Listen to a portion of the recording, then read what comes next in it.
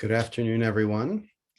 I'm just going to give a few minutes for all the attendees to trickle in. We really appreciate everyone taking the time today.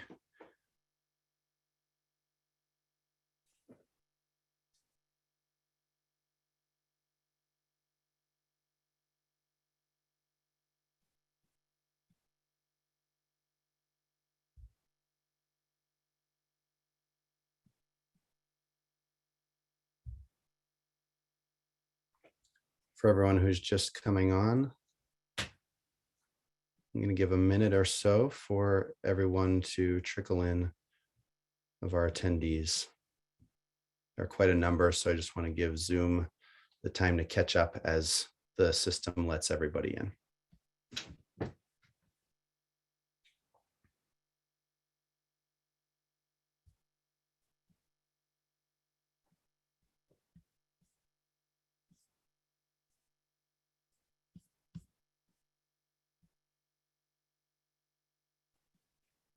Okay, I think we should just go ahead and get started. Good afternoon, everyone. I'm Matt Vallière, the Executive Director of the Patients' Rights Action Fund, or PRAF. For the benefit of some of our allies with disabilities, I'm a late 30s man of color, black wavy hair, black trimmed beard, olive complexion. I'm wearing a purple sweater with a purple check shirt, and there's a wooden background behind me of knotty pine. We have 3 speakers for you today. Each of us will provide an in-depth update on the fight against assisted suicide laws from coast to coast here in the United States, state level, federal, and in the judiciary. First up will be Barbara Lyons. She's the coalition's director of the Patients' Rights Action Fund, which is a national organization dedicated to protecting the rights of patients, people with disabilities, older adults, and the disadvantaged from the dangers and discrimination of assisted suicide laws. After I will go, and I'll be covering the update on the judiciary.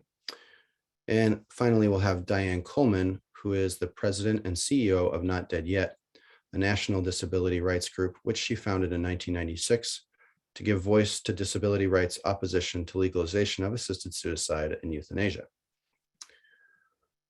A little bit of housekeeping. We will take questions after the presentations via the Q&A function. If you move your cursor around a bit, you can see the toolbar at the bottom of the Zoom screen. There is a Q&A button on the second to last on the right. If you click it, you can ask questions in there as we go, and we'll be sifting through and answering whatever questions that we can with the time that we have at the end. Additionally, the session, and when you do type a question, please list your name, your organization affiliation if you have one. If you're from the press, please provide which outlet. For any further media requests, please contact Bill Pierce at WPIERCE@APCO Worldwide. That's APCO WORLDWIDE.com. The session will be recorded, and we'll share a link on our platforms afterwards. Just a reminder to panelists, for anyone who is not speaking, please do keep your mic on mute. And if you can benefit from closed captions, here's how to turn them on. Again, if you move your cursor around on the bottom right-hand corner, you'll see a button called Live Transcript with the customary CC symbol. If you click it, you can push Show Subtitle. Additionally, if you click Subtitle Settings, it will open up a new window where you can adjust font size and other options. Okay.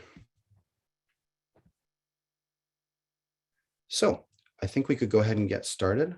Barbara, please take it away.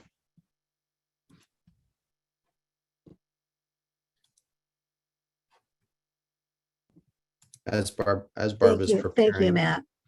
Oh, Thank sure. you. I did It's a just ple- want to mention real quick, we do have 2 ASL interpreters for the benefit of our allies who are deaf. So they are pinned and you should be able to see them. Thank you very much. Okay, thank you. And it's a pleasure to be with you this afternoon. As Matt said, I'm Barbara Lyons. I'm a white female wearing glasses, brownish hair, a black top against a white background. And I'm going to be talking to you today about giving you a state update on what is occurring around the country. There's a lot of activity. It's been very, very intense since the beginning of the year. So I'm happy to share all that with you. First of all, the Patients' Rights Action Fund is one of the leading national nonpartisan single issue organizations that protects the rights of patients, people with disabilities, older adults, and the economically disadvantaged from deadly harm and discrimination inherent in assisted suicide laws. So how does the Patient Rights Action Fund work with the states? Well, we do it by building coalition partners. Now, who are the coalition partners? It's a broad range of people, and here I'm going to give you a description. We work very, very closely with disability organizations, both national and state. We work with civil rights organizations.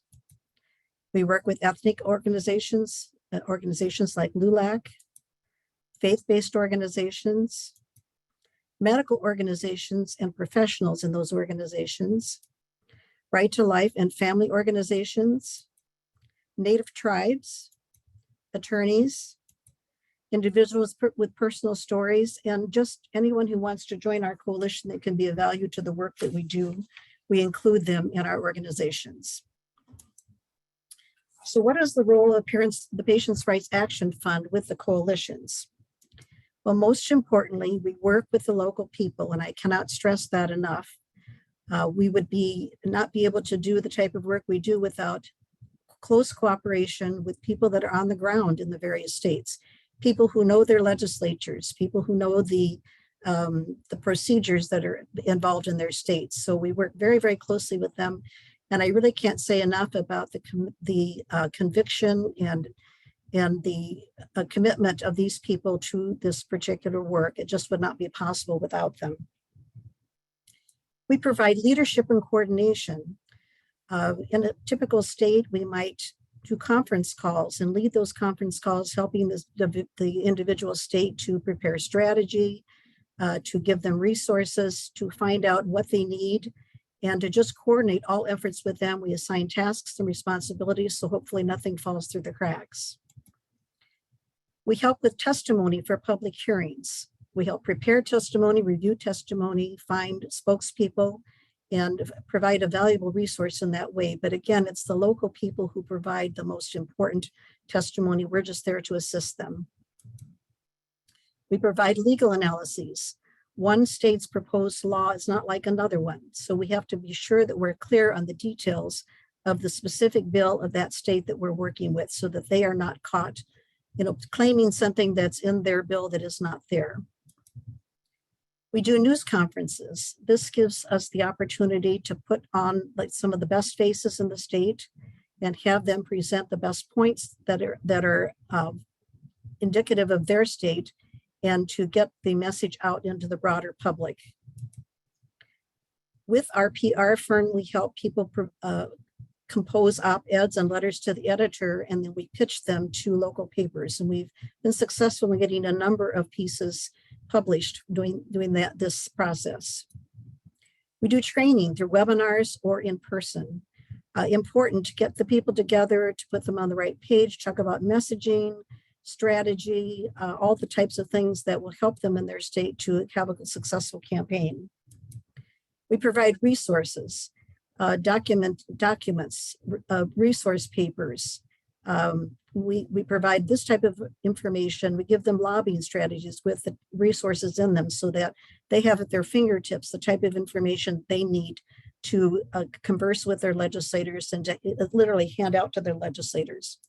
And then lastly, we recruit partners. And this is important because it's always good to build our coalitions. So this is an overview of the states and where we are with assisted suicide. So the states in red is where assisted suicide is legal. So you see it's East Coast, West Coast, a few in the middle, and then Hawaii down at the bottom. The green states have enacted new laws against assisted suicide in the past couple of decades. The blue states have effective laws prohibiting assisted suicide that have been in effect for a long time. The orange state, Montana, has assisted suicide de facto by court decision, and the gray states, Wyoming and Nevada, don't have any public policy or common law practice for their particular states. So let's talk about the Oregon legislative model. Oregon is important because it was the first state to legalize assisted suicide. It did it by referendum, but the provisions in the Oregon law are ones that have been followed for pretty much a very long time by the states that are introducing legislation. So the Oregon model is very, very important as kind of a basis. It's kind of a ground rule type of law, proposed law that people follow. So what's in the Oregon legislative model? Well, the patient has to be 18 years of age and a resident of the state. They have to have a diagnosis of terminal illness with 6 months to live with or without treatment. They can make 2 or more separate requests with waiting periods in between, usually around 15 days. Generally, 2 witnesses are required. They can include heirs to the estate or friends of the heirs. This is really an important one. There's no in-person consultation required. This means that a patient can, in front of a computer screen, make a request for lethal drugs. They do not have to be in person for the physician to assess their physical situation, whether or not they have the ability to make such a decision. So there's no in-person consultation required. There's no meaningful mental health evaluation. This is important because proponents always claim that people are mentally capable to make these types of decisions. The drugs must be self-administered, meaning that the person must be able to take the lethal drugs themselves so that we stay in the realm of assisted suicide and not go into euthanasia. The death certificate is falsified. What these states do is they require the person prescribing the lethal drugs to put on the death certificate that the person died from the underlying condition rather than the real reason they died, and that is from ingesting lethal drugs.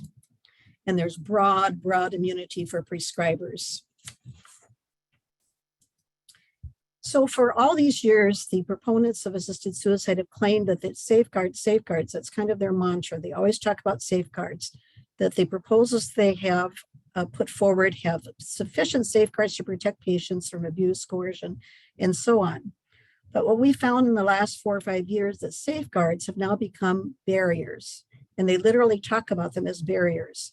So they're trying to change the impetus of what a law does by claiming that what they previously claimed were safeguards are now barriers.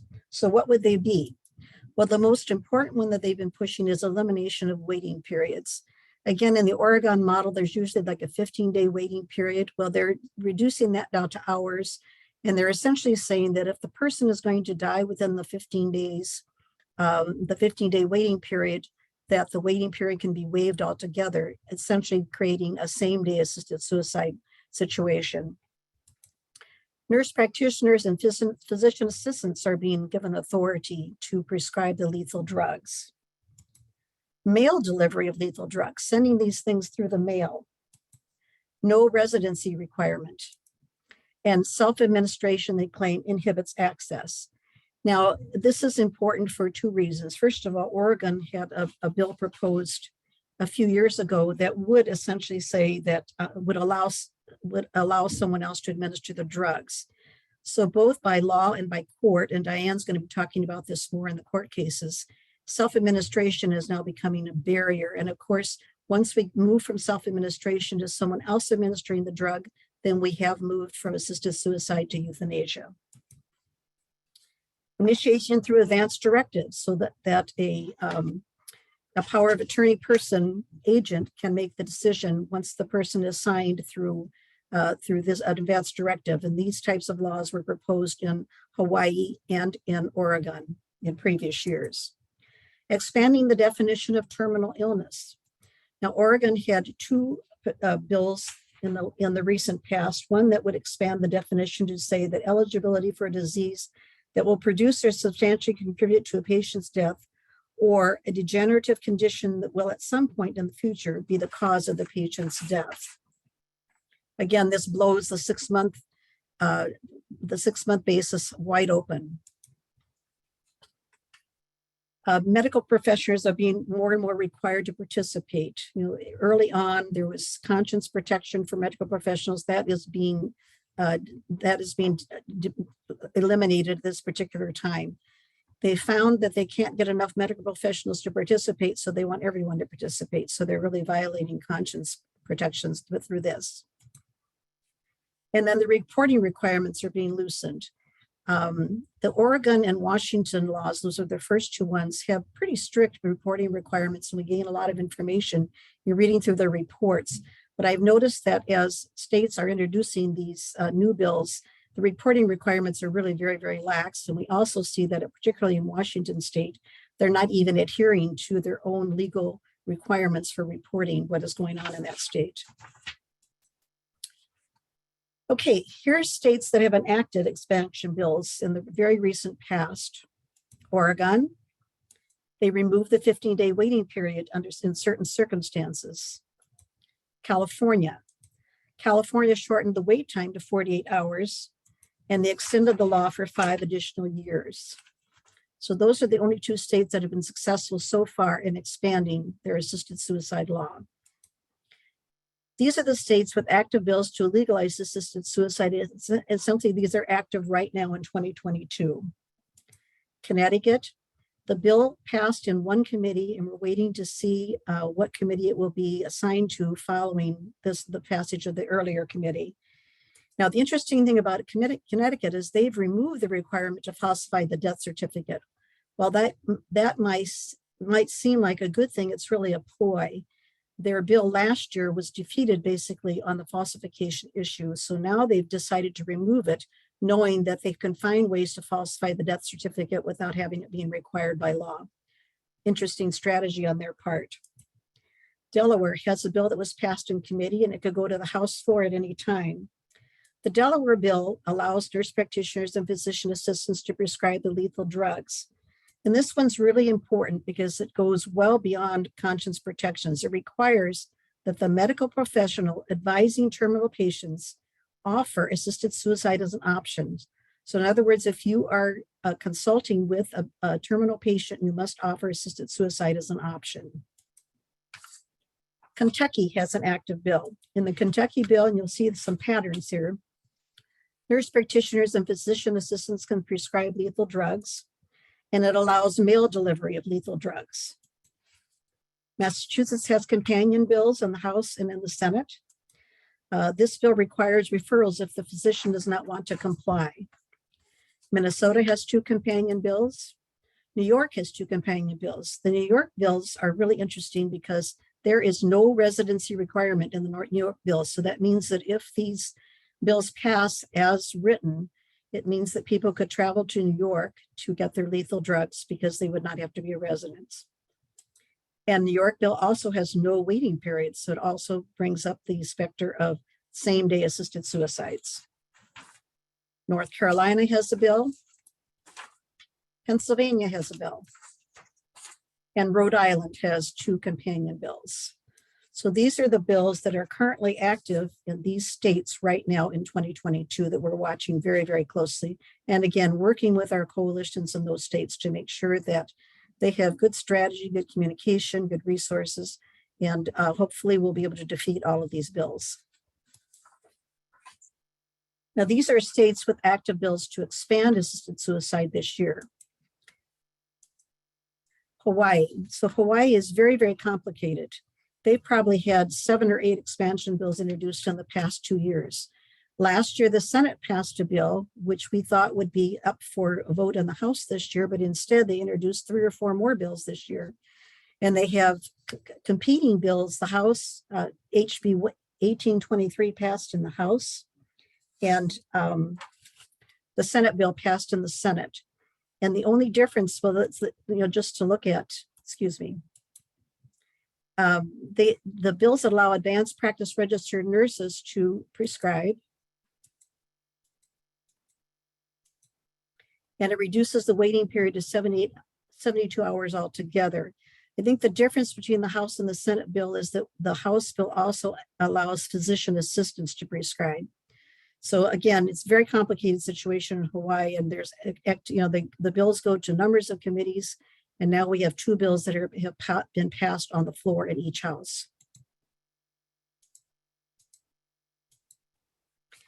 Okay, states with active bills to expand assisted suicide yet this year. That was Hawaii. And the next one is Vermont. Their bill passed in the Senate, awaiting activity in the House. And the Vermont bill, my slides are not advancing, removes the in-person requirement for consultation. Again, Vermont was the only state in the country that passed a bill that required that you actually had to physically assess the person in person, and they want to remove that now. It also lowers the waiting period. States which defeated states which defeated bills and expansion bills in 2022. Arizona, no activity took place in Arizona. My slides are not advancing there. The Arizona bill allows nurse practitioners and physician assistants to prescribe, and it waives the 15-day waiting period.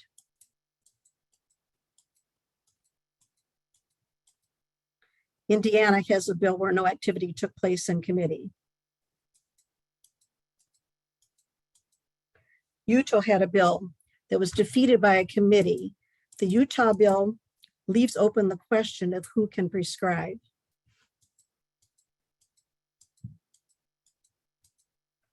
Virginia, this was an important state. Their Senate bill was defeated by a committee vote, and their House bill failed due to inaction.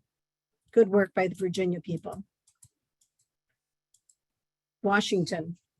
The Washington bill passed in the House, had a public hearing in the Senate, and then it failed due to inaction.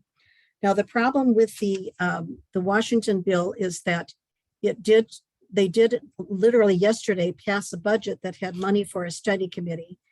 They removed some of the biased language that was in the original proposal, but it still remains that they could, literally study that biased language as they review the what they call the barriers to assisted suicide in Washington.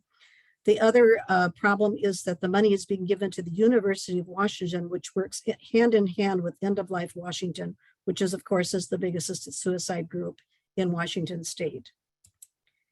The Washington bill reduced the wait time to 72 hours, or it waived it altogether. The nurse practitioners and physician assistants could prescribe, and it allowed mail delivery of lethal drugs. Then the last state, Wisconsin, entered the fray earlier this year, even though their legislative session was ending, and the session has ended with and no activity took place, so the Wisconsin bill is dead. Again, the Wisconsin bill, nurse practitioners and physician assistants can prescribe, and the 15-day waiting period is waived under certain circumstances. So these are the bills that defeated assisted suicide bills and expansion bills this year. Now, what are the goals of proponents? Well, they want to legalize assisted suicide in every state. They want to normalize the use of lethal drugs as part of medical practice. They want palliative care and hospice to include lethal drugs as one of the options that patients can choose. They want to expand the practice further by allowing assisted suicide and euthanasia in circumstances beyond terminal illness. They want to ensure that 50% of the US population has access to lethal drugs in 10 years. And they are slow and steady. Just when you think that they've stopped, they come right back again. And they just never quit. They have an enormous budget, and they are very, very committed to what they are trying to do with these goals. So our website has a wealth of information, and I urge you to visit it at praf.org. We have resources, videos, lots of information. And again, I urge you to go there. Thank you for listening to this state update. And please place your questions in the Q&A answer book.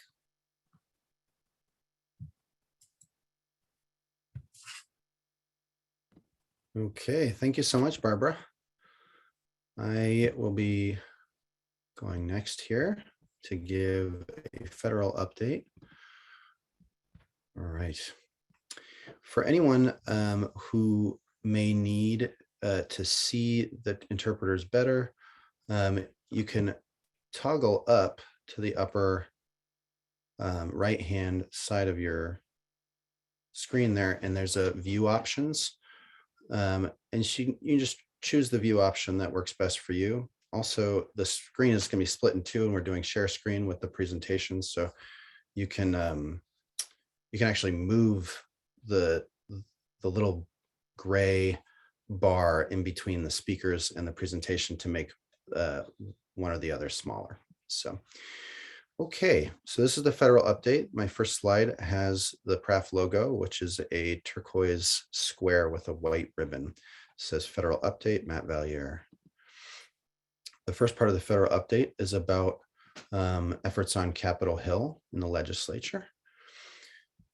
Next slide, we have a image of a white box with the official title of a bill that is currently in play. The white box says authenticated U.S. government information with an eagle, and then it says 117th Congress, second session, H. Con Res 68. House Concurrent Resolution 68 is a resolution on Capitol Hill currently. It says, it expresses the sense of Congress that assisted suicide puts everyone, including those most vulnerable, at risk of deadly harm, end quote. The next slide, this bill is, it's not a bill that would have, your typical, this is a law and it's going to now have enforcement. This is a resolution. So the resolution is basically like, we, the United States Congress, think assisted suicide laws are bad for these reasons, bang, bang, bang. And so this particular resolution covers the dangers of assisted suicide laws. Things like there's no psychological screening involved that's required, no third-party witness. There's a potential for coercion by greedy heirs and tired caregivers, the inaccuracy of prognostication, limited and biased data reporting, and a lack of transparency. Next slide. It also covers the fact that insurance provider denials put pressure. I have to change my view here. There we go. Quote, the cost of lethal medication is far less costly than many life-saving treatments, which threatens to restrict treatment options, especially for disadvantaged and vulnerable persons, as has happened in several known cases and presumably many more unknown, in which insurers have denied or delayed coverage for life-saving care while offering to cover assisted suicide. Next slide. It also covers the fact that access to care barriers are a driver of assisted suicide. So, quote, access to personal assistance services such as in-home hospice and palliative care, home health care aides, and nursing care or assistance is regretfully limited and subject to long waiting lists in many areas, placing systemic pressure on patients in need of such personal assistance services to resort to assisted suicide, end quote. And they end this bill with this quote, it is the sense of Congress that the federal government should ensure that every person facing the end of their life has access to the best quality and comprehensive medical care, including palliative, in-home or hospice care, tailored to their needs, and that the federal government should not adopt or endorse policies or practices that support, encourage, or facilitate suicide or assisted suicide, whether by physicians or others, end quote. This bill is truly bipartisan legislation. The main sponsor is Representative Luis Correa He's a Democrat from the 46th Congressional District of California. The Democrat sponsors are Representative Matt Cartwright of Pennsylvania and Representative Jim Langevin of Rhode Island. And Rep. Langevin is the chair of the Disability Caucus. Republican co-sponsors are Brad Wenstrup from Ohio, a physician, Andy Harris from Maryland, also a physician, and Representative Chris Smith from New Jersey, who is the chair of the Pro-Life Caucus. On this slide, we have a picture of Representative Luis Correa. He is a middle-aged man of color with graying hair, a black suit, and a pink tie, being interviewed by a white journalist.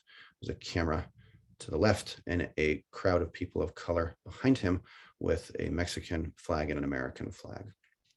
Next slide. So this bill, it has been in Congress for the last two sessions and the current session.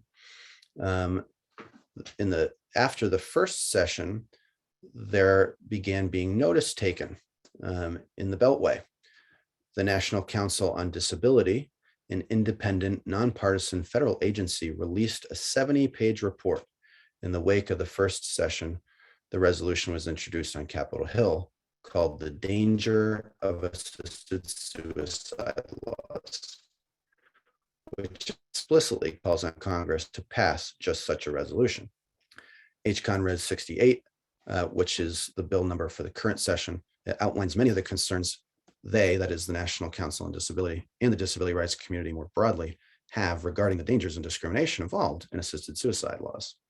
On this slide, I have a photo of the front cover of the report. On the left-hand side of the report is a picture of an older Black man with graying hair in a wheelchair. Seated beside him on a medical bed is a Black nurse in blue scrubs. In the background is a gray wall with bright sunlit filled windows. The title of the report is on the right-hand side of the booklet cover. On a blue background, it says "The Dangers of Assisted Suicide Laws," part of the Bioethics and Disability series. It shows the National Council on Disability seal and says National Council on Disability, October 9th, 2019. Next slide. At the top of the slide, there is a screenshot of the Appropriations Bill heading. It says 116th Congress, second session, full committee print, House of Representatives, Report 116. Departments of Labor, Health and Human Services, and Education, and related agencies, Appropriations Bill for 2021. In that Appropriations Bill, there's a quote, "Assisted suicide laws and disabled Americans, M-."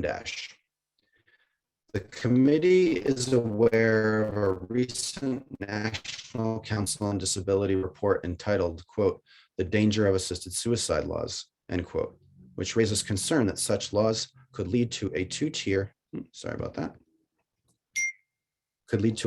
system that results disproportionately in the deaths of people with disabilities, end quote. In the subsequent section of that appropriations bill, Congress requested HHS Office for Civil Rights, that's the Department of Health and Human Services, the Office of Civil Rights, to do the following. They would like for them to clarify that all HHS suicide prevention grants and services must comply with existing disability rights laws. They would like them to clarify that sections 504 and 508 of the Rehabilitation Act require physicians to provide people with disabilities with information on the full array of available clinical treatments and available long-term services and supports. And they recommend that the HHS OCR advise hospitals to create a disability ombudsperson position who is authorized to facilitate communication between healthcare providers and patients with disabilities or their proxies and advocate on the patient's behalf when required to ensure that all clinical and long-term services and support options and choices are made available. So that brings us to regulation. As things kind of percolate on Capitol Hill,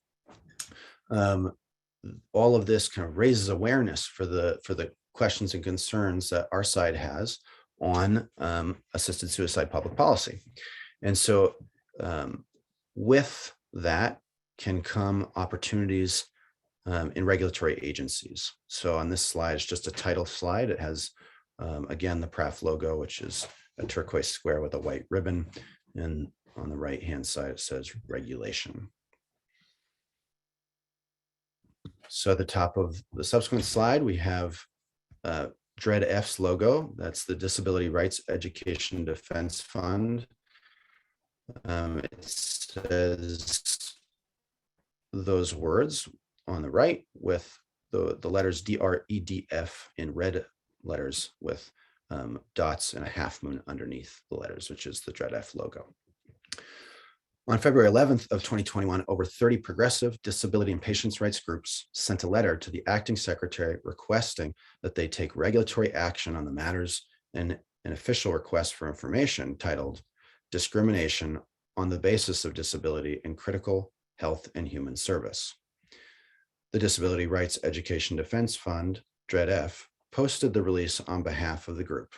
Quote, DRED-F with Partners Not Dead Yet and the Patients' Rights Action Fund have assembled a total of 30 disability rights and racial justice organizations to support further regulatory action by the U.S. Department of Health and Human Services Office for Civil Rights. The next slide.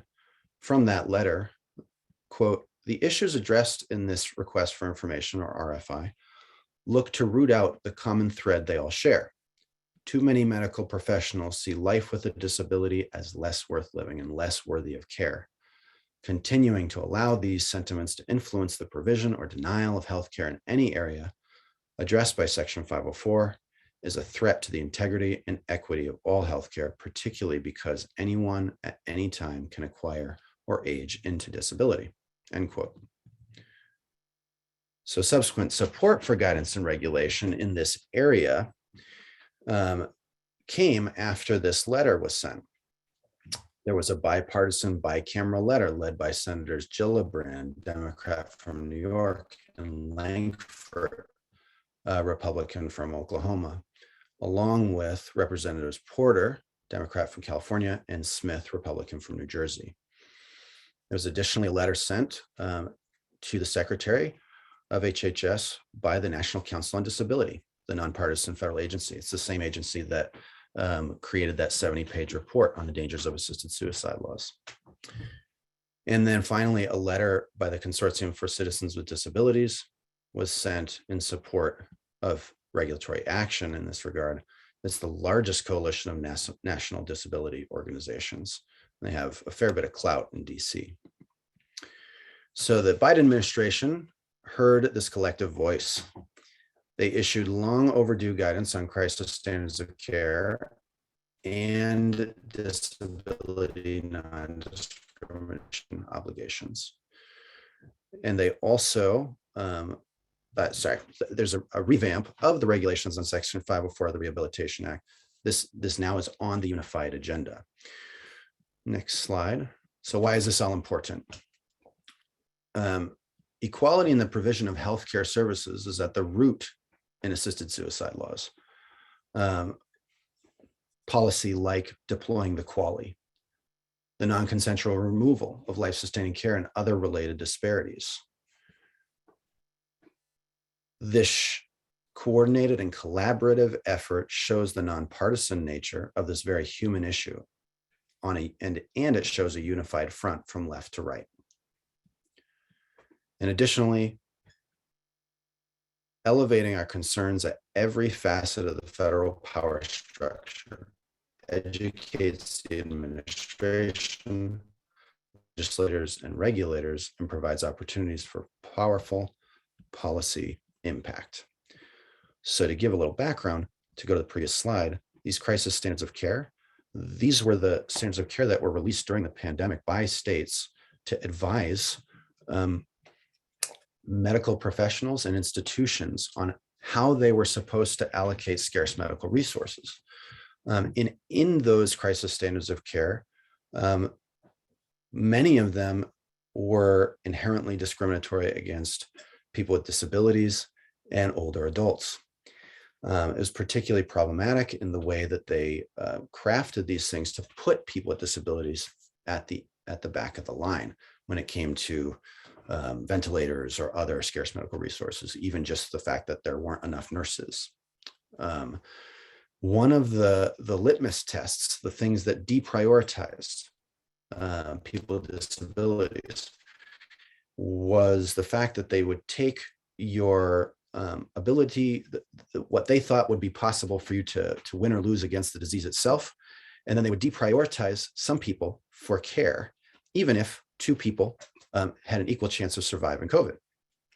And that deprioritization tool, one of which was, guess what? Prognostication, which is the same litmus test for assisted suicide. So if you had 5 years or less to live, you were deprioritized by a bit, and you were further deprioritized if they believed even if you survived COVID, you would still only have a prognosis of a year or less to live with your other conditions, and they would further deprioritize you for care. That sounds very familiar. When you have 6 months or less to live in an assisted suicide legal state, all of a sudden, you no longer have the benefit of suicide prevention care and services, which is initiated at any expression of a desire to harm or kill yourself. That's where these issues all begin to weave a tapestry. And we'll see what they come out with on the regulation for Section 504, the Unified Agenda, which is kind of President Biden's full agenda for all regulatory activities, includes doing this revamp. I myself have participated in listening sessions about it and expressed some of our concerns on these and other issues. And what they say is that it should, have an NPRM, which is a notice for proposed rulemaking, this year. So, how does this elevation of all of our concerns actually have an impact? Here are some cases in point. So the first case in point is hospice per diem payments at CMS. So this was in the previous session. There was a regulation that came out of CMS, and here's in part what it said. Quote, recent news reports have brought to light the potential role hospices could play in medical aid in dying, or MAID, which, as we all know, is the proponent's euphemism for assisted suicide, where such practices have been legalized in certain states. We wish to remind hospices that the Assisted Suicide Funding Restriction Act of 1997 prohibits the use of federal funds to provide or pay for any healthcare item or service or health benefit coverage for the purpose of causing or assisting to cause the death of any individual, including mercy killing, euthanasia, or assisted suicide. However, pursuant to Section 3B4 of ASFRA, which is the Assisted Suicide Funding Restriction Act, the prohibition does not apply to the provision of an item or service for the purpose of alleviating pain or discomfort, even if such use may increase the risk of death, so long as the item or service is not furnished for the specific purpose of causing or accelerating death, end quote. That was a recent regulation. It's important. It reminds hospices that they cannot use federal funds and the federal per diem payment through Medicare for assisted suicide. Another case in point, what many of us in this work we're calling teledeath. The teledeath clarification at CMS happened on a call where CMS was offering guidance and giving an opportunity for medical facility compliance officers to understand better what CMS's role and powers were during the emergency situation with the pandemic. And obviously, there was a lot of money flowing into increasing access to telehealth to allow doctors to see their patients even when they could not see them in person. And so there's a lot of infrastructure that went into that, like actual hardware, but additionally training and et cetera. So the question that we posed was, quote, about the funds that are flowing in order to expand telehealth access, both with regard to accessing infrastructure, but as well as through expanded reimbursements, and how that expansion ties together with the Assisted Suicide Funding Restriction Act, and what ways those funds and that additional infrastructure could be used with regard to the act and the reimbursements for telehealth services related to the practice of assisted suicide in the states in which it's legal, end quote. CMS's response, quote, so the funding restriction that you're talking about is very broad and longstanding in Medicare policy, and we haven't made any changes to it. And the changes that we've made with regards to the public health emergency don't affect the funding restriction, which limits any kind of federal dollars going for assisted suicide directly or indirectly.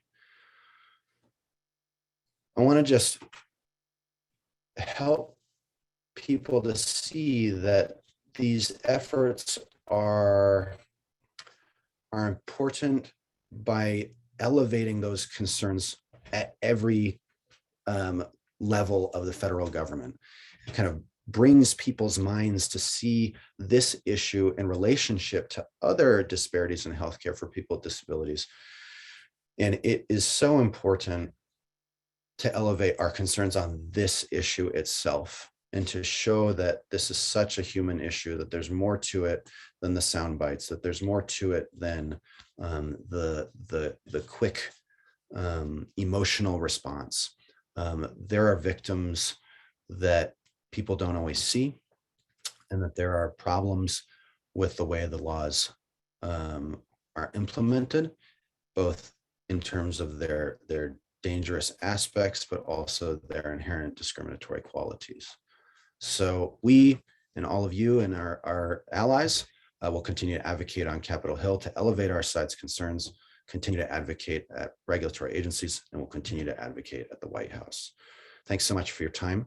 I appreciate everybody. We have up next Diane Coleman to go over the judiciary. Diane. Thanks, Matt. I know that I'm relying on your folks to pull up my slides, so we should probably wait for a second for that. There they go. Thanks a lot. In the last half hour, I've been having a little bit of glitching with my audio. So if there's a problem with that that's too significant, let me know and I'll take the time to switch to phone, but hopefully it won't be an issue. You're sounding great so far, Diane. Thanks. My name's Diane Coleman, pronouns she, her, and I'm a white woman with graying hair, wearing wire-rimmed glasses, a breathing mask, and a red dress and sweater, sitting in my motorized wheelchair in my home office with white curtains behind me.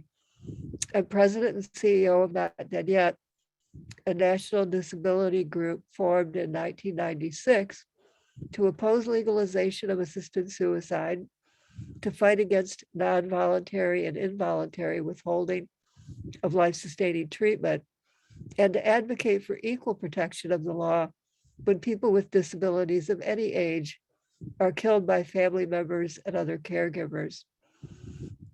My role today is to talk about assisted suicide court cases, and I'm going to focus on 3 very significant cases. Next slide, please. The first case is Kligler versus Healy, which was brought originally in October 2016. It's now before the Massachusetts Supreme Judicial Court. The plaintiffs are Roger Kligler. I see the slide isn't really showing, who has prostate cancer, Dr. Kligler, and also Dr. Alan Steinbeck, a family doctor. The defendants are the Massachusetts Attorney General, Maura Healy, and a district attorney, presumably where the plaintiffs are located, Michael O'Keefe. The case is arguing that criminal prosecution of a doctor for prescribing lethal assisted suicide drugs violates the Massachusetts state constitution. Next slide, please. As a disability advocate, I'm proud to say that 19 national and Massachusetts disability organizations filed a friend of the court or amicus brief in that case. More groups than on any disability brief filed in about a dozen similar cases over the last 25 years. The disability amicus brief submitted by our attorney, who's with the Disability Rights Education and Defense Fund, argues that legalized assisted suicide discriminates against disabled people by carving them out from the protections of laws against abuse, neglect, and homicide, and by denying them equal access to the benefits of state suicide prevention programs, and that legalized assisted suicide amplifies ableist beliefs about the quality and value of disabled lives while failing to address the psychological distress and social factors that are the primary causes of suicidal ideation in disabled and terminally ill people. As a point of clarification, let me just add that virtually all people in the last months of a terminal illness are disabled, though they may not think of it that way, and are a subset of the broader disability community. And their primary reported concerns are disability related. Next slide, please. The Kligler case is similar to about a dozen cases brought in states over the years in New York, Tennessee, California, New Mexico, Colorado, Alaska, Montana, Florida, and a couple others. Not dead yet formed in 1996 when two federal cases went to the US Supreme Court, arguing that the federal Constitution created a right to assisted suicide. We filed our first disability amicus brief in those cases. The court ruled that there is no fundamental constitutional right to assisted suicide, but left the issue of whether to allow it up to the individual states. State court cases have generally claimed that their state constitution goes beyond the federal constitution, but so far no state high court has agreed to a constitutional right to assisted suicide. The one case that's sometimes described as a win for assisted suicide proponents is Montana, but that court did not find a constitutional right. It only said that if a doctor is prosecuted for assisted suicide, the doctor could raise the victim's consent as a defense. In that situation, presumably, they would still have to prove that the consent was valid and uncoerced. In Kligler, the court below did what other state courts have done. It denied a constitutional right to provide assisted suicide, and that's what's now on appeal. I should mention that the court also granted that doctors may give information about it, which frankly bothers me a lot because doctors are authority figures to most patients, and bringing up assisted suicide is likely to have a significant emotional impact on many patients hearing that their doctor sees them as a candidate for that. All told, there were 9 amicus briefs filed on or before February 16 this year by various groups opposing plaintiffs and supporting the state attorney general. Oral arguments were held this week, Wednesday, March 9, and the justices grilled both sides with questions for over an hour. A general rule of thumb is that oral arguments do not provide reliable tea leaves for predicting final outcomes, but I hope they will reach the same conclusion as courts have done before in such diverse states as Tennessee and most recently New York. Next slide, please. The next case of concern is Nicholas Gideonsi, and I am not confident about my pronunciation there, a doctor, and that's versus Governor Kate Brown, which was brought in October of 2021 in federal district court in Oregon.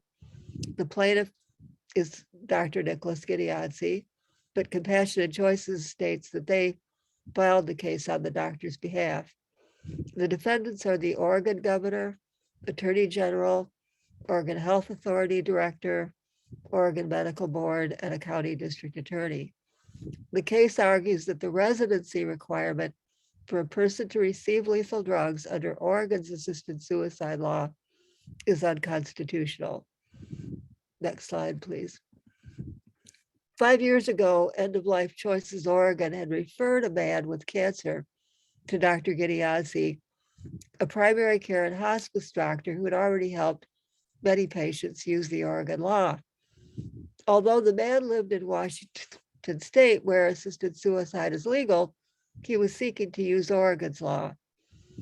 As the New York Times described the legal aspects of the case in a November 13, 2021 article, quote, the Oregon lawsuit filed by Dr. Gideonsi argues that residency requirements for 8 and 9 violate 2 sections of the US Constitution, one barring state laws that limit the ability of a non-resident to access medical care, and one prohibiting state laws that burden interstate commerce. Of course, we would question whether assisted suicide is medical care. As the New York Times, next slide, as the New York Times said, this case, if successful, would allow New York or Pennsylvania patients to use New Jersey's 8 and 9 law, for instance, or Maryland and Virginia residents to seek providers in Washington, D.C. The article's reporter was apparently thinking about states that border each other, forgetting about cars, trains, and airplanes, or if that were combined with the option of using telehealth. Either way, it could make assisted suicide available nationwide. This would basically get around the 1997 Supreme Court ruling that turned assisted suicide issue back to the individual states to decide. Next slide, please. Perhaps the most concerning of the 3 cases I'm focusing on today is Shavelson versus California Department of Healthcare Services, which was brought last August 2021 in federal district court in Northern California. The initial plaintiffs were 4 doctors and 2 patients, but patient Jane Doe passed away and has since been withdrawn from the case. The defendants are California Department of Healthcare Services and the California Attorney General. The case argues that the Americans with Disabilities Act, the ADA, the California Constitution, and 2 other California laws require that active euthanasia be allowed for people with disabilities who are deemed unable to self-administer lethal drugs prescribed under the California assisted suicide law. Next slide, please. After the case was filed, plaintiffs initially made and the lower court previously denied a motion for an injunction, which would have been a court order against bringing any prosecution for active euthanasia in certain disability cases. People sometimes mistakenly look at assisted suicide as a sort of reasonable accommodation to enable ill and disabled people to have the same ability to commit suicide as everybody else. They ignore the fact that suicide, as distinguished from assisted suicide, doesn't violate any state's statutes. They ignore the fact that assisted suicide bills don't include anything about showing that you need assistance to commit suicide. They ignore the fact that most people's suicide attempts do not, quote, succeed. What assisted suicide laws do is make sure that certain people's suicides actually result in death. The Shavelson court refused to bar prosecutions for euthanasia, ruling that allowing active euthanasia would not be required by the ADA because it would not constitute a reasonable accommodation, but would instead be a fundamental alteration of the assisted suicide program, something the ADA does not require. The plaintiff's other theories didn't work either. I want to add one more point. In describing the case, why do I say that some disabled people are deemed unable to self-administer rather than cannot self-administer as alleged? I co-directed an assistive technology center for 6 years during the early 1990s when technology operating eye blinks was already beginning to be available. Put simply, an IV or feeding tube valve could be hooked up to an eye blink operated switch, so any conscious person with mental capacity could perform the final act to self-administer lethal drugs. So in my view, the real point of this case is to use people's general unfamiliarity with adaptive technology and their feelings about disability to open the door to active euthanasia. Since the plaintiff's motion for injunction lost, the state defendant then filed a motion to dismiss the case on January 25th, and a hearing on that motion is scheduled for March 24th. There are other cases on issues in some way related to assisted suicide, but more than we have time for. So with that, we'd like to thank you for listening. And Matt, open it up to questions. Okay. Thank you, everyone, again, for taking the time. We've entered the question and answer section. We have a good bit of time left in order to cover a lot of the questions that you all have asked in the Q&A section. If you do have questions and you didn't get a chance to type them in, please toggle down to the bottom of your Zoom screen and you'll see the menu there. On the right-hand side, just next to live transcript, is the Q&A function. You can click it and ask whatever questions you like. I'm going to just start picking a few and throwing them out to the other panelists, and we can just feel it's a kind of open forum format. So feel free to converse, or if nobody's asked questions that were too many questions that were specific to one person. So we'll go from there. Michael Paul asks, won't resolutions that list drawbacks to PAS laws, that's physician-assisted suicide laws, lead people to conclude that removing these drawbacks would then make PAS okay? Shouldn't we focus on just saying that suicide is wrong, period? I would like to address the last part and then throw the other part out to the others. So at least the Patients' Rights Action Fund, we don't take a position outside of the public policy itself. So a kind of ethical or moral deliberation about somebody killing themselves is not specifically a part of our purview. I know that it is a part of some of our allies' purview. So that's part of the reason why we focus so much on assisted suicide laws. And that's specifically because there is a very broad coalition of people from all different backgrounds and all different thoughts about the ethics and morality surrounding suicide, and that some people within the coalitions actually don't have a moral or ethical problem with that. So the real question is, even many of those people see that assisted suicide laws as a public policy are extremely dangerous to vulnerable people. And for many of us, we see them as violations of the ADA and inherently discriminatory public policies. So I just thought I would answer that part of it and then kind of throw the rest out to the others. Thoughts on that? The kind of incremental approach as opposed to just pushing back altogether. I really don't have anything to add to that, Matt, honestly. I think you answered it sufficiently. Well, I will add, I do think that was a very good answer. But I just got asked today, well, can we make a list of the things that we could do that answer the complaints that you guys have? And that way we can fix the bill. And, the thing is that most of the kind of things that, are mistakes, the coercion risk, the various kinds of abuse, a lot of those things happen behind closed doors, like elder abuse.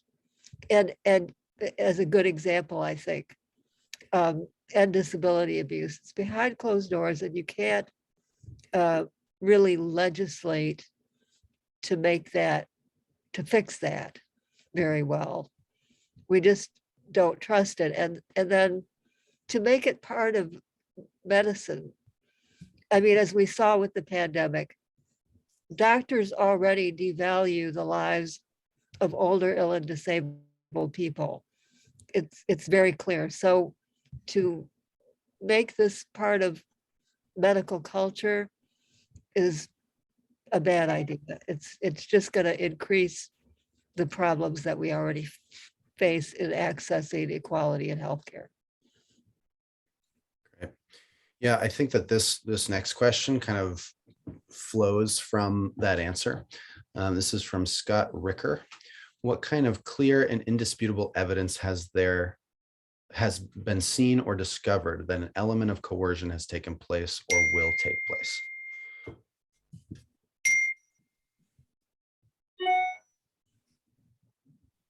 I could jump in if you all don't have thoughts right off the bat. I'll say one crosses my mind. It's just that I can imagine it because we, hear these kinds of issues, but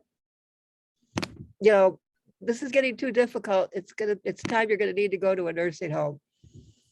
And as somebody who was with ADAPT until I stopped traveling, I've been to jail over the right to get home care.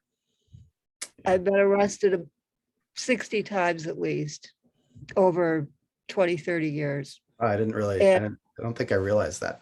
Okay. Well, I look so nice now, right? But it wouldn't be that hard for people to say, well, and we heard people say, I'd rather die than go to a nursing home.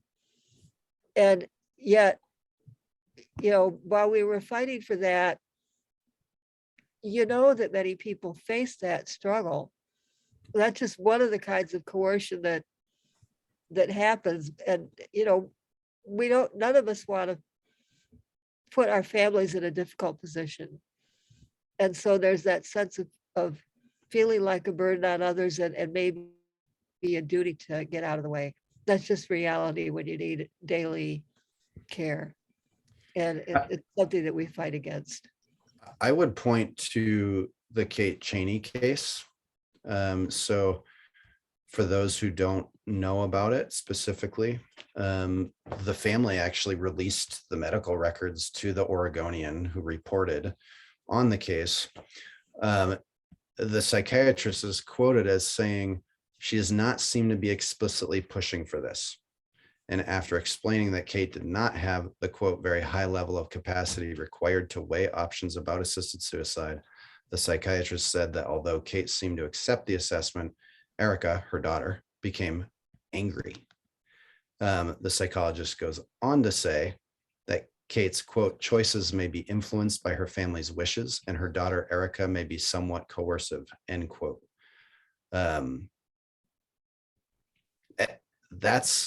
If that's not as clear a cut case of coercion and abuse as it gets, I'm not really sure what would be.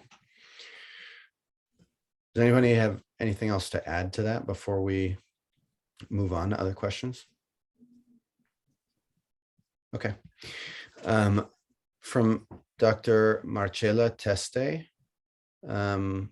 she's asking, why are these bills passing? Don't we have enough lobbyists or educators, communicators to convince legislators about why to oppose assisted suicide? Why are we losing ground? Also, who is behind assisted suicide? In other words, who are the interested parties?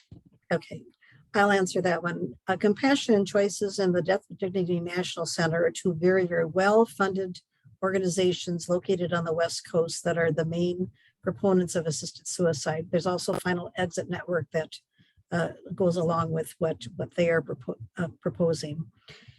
If you go into an individual state, it gets extremely emotional. What Compassion and Choices does is they find numbers, and I have to say numbers of people who will appear at a public hearing and talk about my mother's unfortunate death, my husband, my my aunt, my grandmother, my grandfather, and they go through long, long descriptions of the awful death that their loved one experienced and how they need to have these lethal drugs in order to not be able to experience unbearable suffering or watch their loved ones experience unbearable suffering. So it's a very, very emotional argument that essentially carries the day. And what I see is that legislators are very reluctant to not listen to that type of a story and say, well, I've got to do something about this. Now, I wouldn't want to suffer and I wouldn't want my loved ones to suffer. So that's really the main argument they use. The secondary argument they use is autonomy. I should be able to have the right to die at the time of my choosing by means that I choose. But I would say that the suffering argument is the one that really carries the day in the legislatures. And they create videos of these people and stories, and it just is, it's very, very difficult to withstand that type of pressure for some of the legislators, unless they have a firm foundation in knowing that, first of all, people do not have to experience unbearable suffering if they have good medical care. And I want to say that carefully. And secondly, if you look at the reports from Washington and Oregon, the reason why people are choosing the lethal drugs are not ones of pain or fear, even fear of pain. They're choosing it for reasons of disability. They don't want to be a burden to others. They want autonomy. They don't want to lose control of bodily functions and so on. So you have to keep pointing out those realities to the legislators. But, you know, in some states it works, and with some legislative bodies it does not. But we do our very best to provide, you know, a contrary opinion to this emotional argument. But that, to me, that's the reason why these bills are passing. It's based on emotion. Excellent. Kind of back up the thing that Barbara said about the reasons that people give, because they are disability related, and many national disability groups have, you know, recognized that's what's going on, that people are experiencing the issues of needing to be physically dependent on others, and maybe they feel that takes away their dignity. We don't agree. Dignity is inherent in the person, or they can't do all the same things they used to be able to do, and it can be hard to adapt. We get that.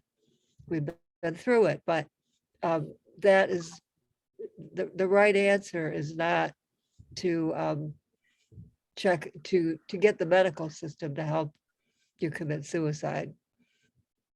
Yeah. That affects everybody. It's a public policy that would touch upon us all. Excellent. Thank you. Thank you both. Mary Tillman asks, do you recommend that states go on the quote offense and try to pass laws that make aiding or encouraging suicide punishable more strictly, or other legislative efforts to lessen the probability of the CNC people? So for those who don't know, that's Compassion in Choices. It's one of the main proponent organizations of the Compassion Choices people coming to one state. It depends on the state. Again, I think when I put up the map, I showed you that there are 11 states who have recently strengthened their laws to prohibit assisted suicide. And of course, there are a number of states, there are 27 states that have laws that prohibit assisted suicide.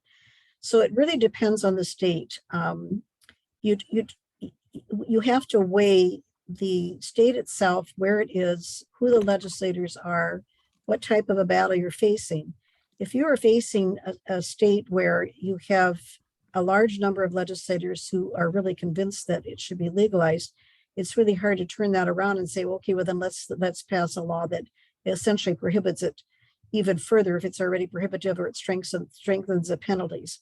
Again, some states have been able to do that, but I would say in some of the states, it really would not be feasible to, in the face of a bill that's attempting to legalize assisted suicide, to turn it on its ear and go in the other direction.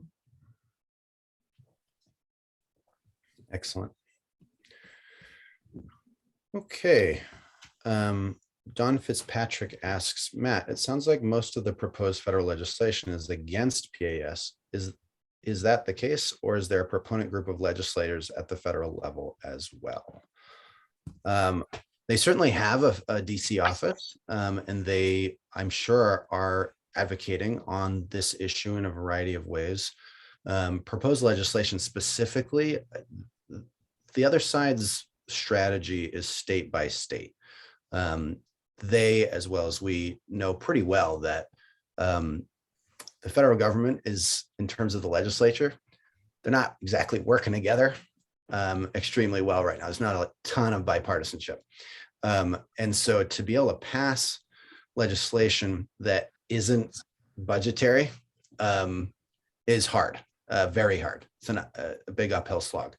Some of what we have seen, though, I hosted a press conference on Capitol Hill, the first session, and they literally came and swept our press releases off the table and put theirs on.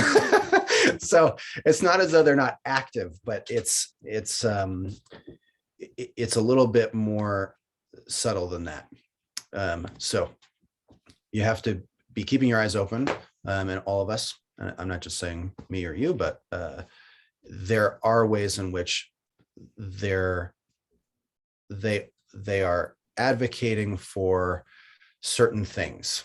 And so one of the examples that comes to mind is there was a regulation that, as I mentioned in the presentation, they were using CMS as a conduit for money to increase telehealth. Well, we went and called a lot of the government insurance providers who are on the exchanges to see whether or not they're covering assisted suicide. And the basic answer that came back, if I had to boil it down, was like, we don't know. Because if providers are requesting reimbursement for assisted suicide, they're not listing it as such. And so interestingly, at the same time that Medicare announced that they were going to reimburse for a end of life consult every year, I think it was after the age of 60, or sorry, every 5 years after the age of 65, we saw assisted suicide proponents applauding this, right? And it was telling, right? So it's in situations like that. Similarly, there was an effort in the last few sessions of Congress to elevate and further fund palliative and hospice care, a bill known as PACHITA. I know among this group that's listening in, it's very hotly contested. There are various opinions about it, and I'm not intending to discuss the bill specifically in terms of whether or not hospice and palliative care are really just stealth euthanasia. I know that there's a lot of questions in the Q&A about that, and we can talk a little bit about that. But the specific thing I wanted to talk to was that our side was pushing heavily. There were many people working to include a clarification that palliative and hospice care neither hasten nor prevent death, right? And that's very important, because if public policy were to go through that didn't make these clarifications, assisted suicide could be ultimately folded into hospice and palliative care. And it's one of the things that I at least have observed that the other side is trying to make that seem as though it's all the same thing. It's just another tool in the toolbox. So I'm gonna consolidate a few questions because a lot of people there's a lot of questions about, if I can just paraphrase some of the attendees' requests for understanding better, in the context of hospice, there's oftentimes morphine is used. And so can any of us talk a little bit about this kind of practice that's outside of the assisted suicide public policy space specifically, and how it plays, and I would say how it plays into our efforts to oppose assisted suicide laws? And is there anything that needs or could be done by these groups on that front? Are you alluding to increasing hospice care? I guess I honestly don't understand the question now. Yeah, so I mean, basically, there are a lot of questions that kind of they point to these concerns over heavy narcotics, end of life patients with big time pain, being, having a lot of morphine, and then Okay.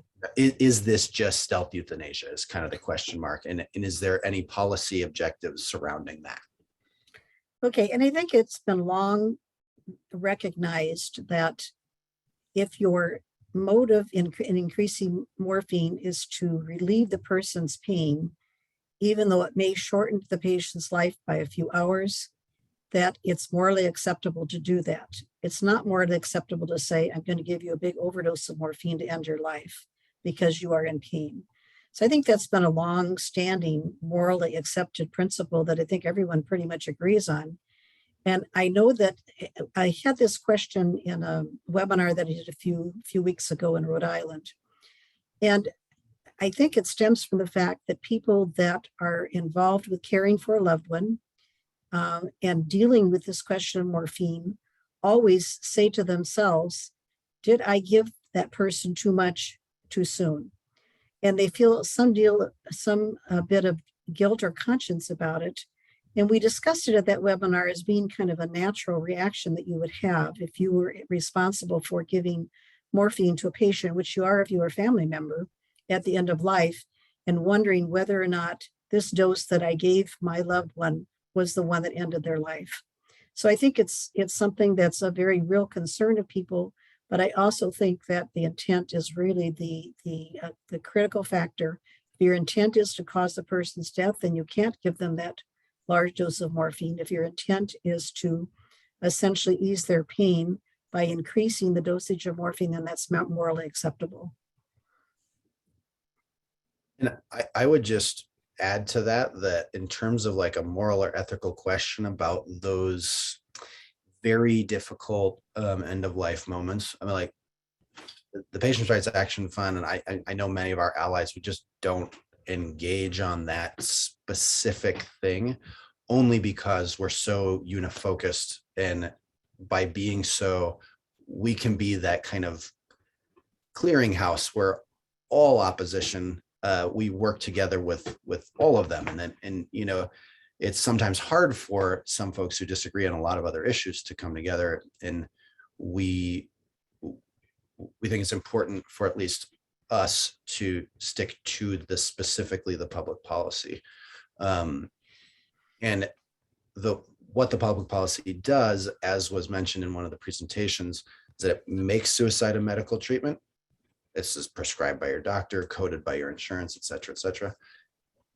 And it removes criminal and civil liability from physicians who prescribe it.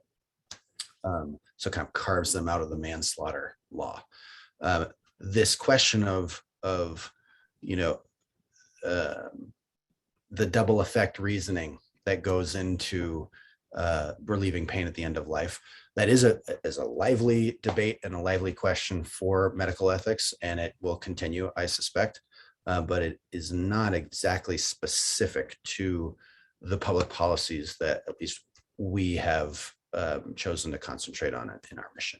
So the next question is from Paige Brown, and she doesn't do this, but I'm going to direct it to Diane.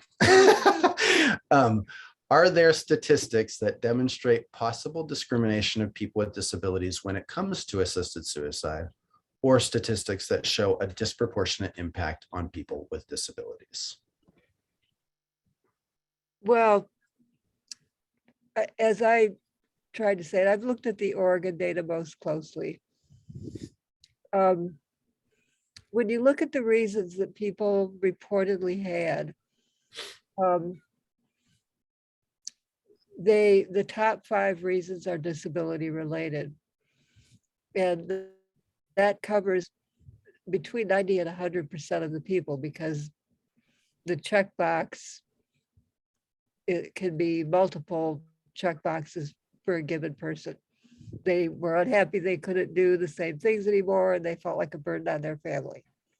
Or it might be another combination, but the combination is going to include disability reasons, which indicates that the people that are getting lethal prescriptions, probably as many as 95 to 100%, are people with disabilities at the time.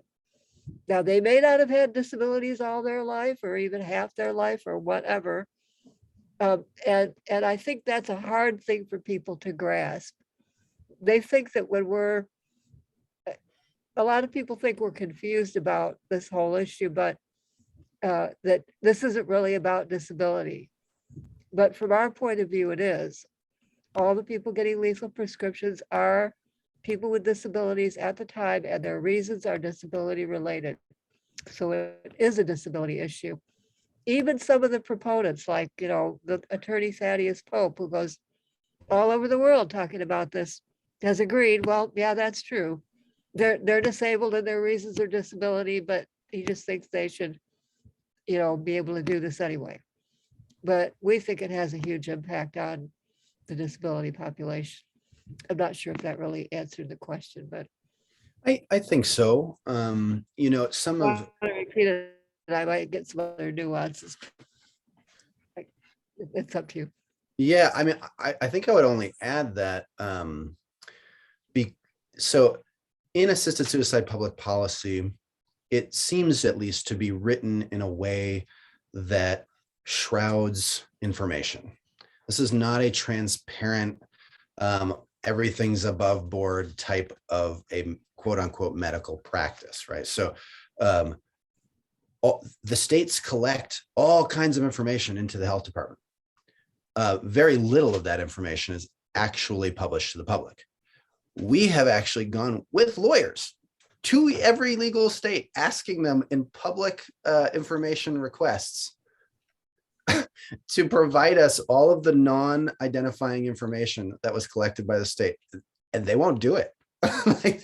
So, if they didn't have something to hide, then I don't know why they wouldn't just give us the information, right? So, and the reason why I bring that up is because it's hard to compile statistics when there's no third-party reporting. There's no objective third-party witness at the time of death. In order for a third-party reporter to actually have accurate information to go off of, the information that's provided to the state is all given to the state by participating doctors.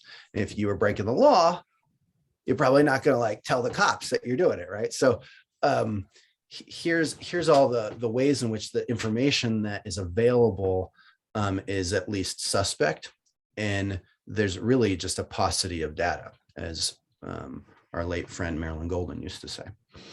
I would additionally add that although we have this paucity of data, every once in a while these cases come out of the woodwork. Information that is not a part of the what would be a true transparent practice through the statute, information comes up. So even just in the last few weeks, we saw a physician out of Colorado publish a paper in the about how she is now prescribing lethal medication via assisted suicide laws to her patients with anorexia nervosa.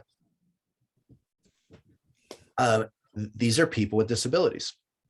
This is a psychiatric disability. It is the second biggest killer among psychiatric disabilities, only second to opioid use disorder. And so where does it end, right? And this is where assisted suicide laws create a framework in which some people get suicide help and other people get suicide prevention. Who are the people that get suicide help? Every single one of them. All of the diseases that underlie a qualification for lethal drugs, all of them are listed in the ADA Amendments Act of 2008 as disabilities. And as we see, people like these folks who were given lethal drugs who had anorexia these are not what most people would consider terminal conditions. One of the terminal conditions list is diabetes. It's because people are electing, they're exercising their right as a patient to forego care. This is an indisputable right of patients, but yet at the same time, are people with perfectly treatable illnesses getting lethal drugs through these laws? I know that we're at time. I would like to end the webinar with one last question. I'm scrolling down to it if I can find it real quick here. Oh man. Okay. It is from Marcella Testai. Again, apart from being educated on the topic and speaking up in any conversation that we are having in which assisted suicide topic appears, what else can we do? And she says, of course, donations are always needed. She says there's an Arizona Bioethics Coalition, could you do a presentation? But some of their presentations are from extreme secular leftists with a death culture mind. Now, that last part is not necessarily part of the question, but really, like, what is it? Like, these are opportunities. Yes, of course, there are obviously opportunities for advocates in opportunities like this Bioethics Coalition and others. And I think that people should take those. But I wanted to throw that out there to Barbara and Diane. What are your thoughts that you'd like to leave people with today on what they can do to help? First of all, I think that you have to educate yourself, because you find in conversations with people that they're so ill-informed on this topic. They tend to emotionally buy this argument that, oh, someone's in pain and therefore we have to relieve it, so let's make this legal. The proponents have a very simplistic approach. They have a wonderful soundbite, which we know is not accurate, but it is a good soundbite that they can say in one kind of sentence. And we're left to explain in 3 or 4 or 5 sentences. So one thing is educate yourself, and I would direct you to our website, praf.org, to look at our resources and some of our materials so you can bring yourself up to date. Also, you can join our coalitions. I'd be happy to have anybody that's on this call active in one of my coalitions in the various states that are literally on the front line of defending our public policy of protecting people from coercion and abuse by not allowing assisted suicide to be legalized. Thanks, Barbara. Diane? And if you'd like to educate yourself from the disability standpoint, you could look at our website, notdeadyet.org, or frankly, above that, I would recommend the Disability Rights Education and Defense Fund website, dredf.org. And then under their public policy assisted suicide page, they've collected many articles from the disability standpoint, medical standpoint, and others that are really well researched and lay out a lot of information. Thanks, Diane. And thank everyone for coming. I would only add to that, share the information, not just educate yourself, but spread the word. As you're looking at posts from DREDF for Not Dead Yet, or the Patients' Rights Action Fund, or the Patients' Rights Council, or any of the other allies that are working on this all the time, and maybe you come from a specific worldview, and be sharing some of those things along with others in that worldview, and understand that you can have an impact in your sphere of influence.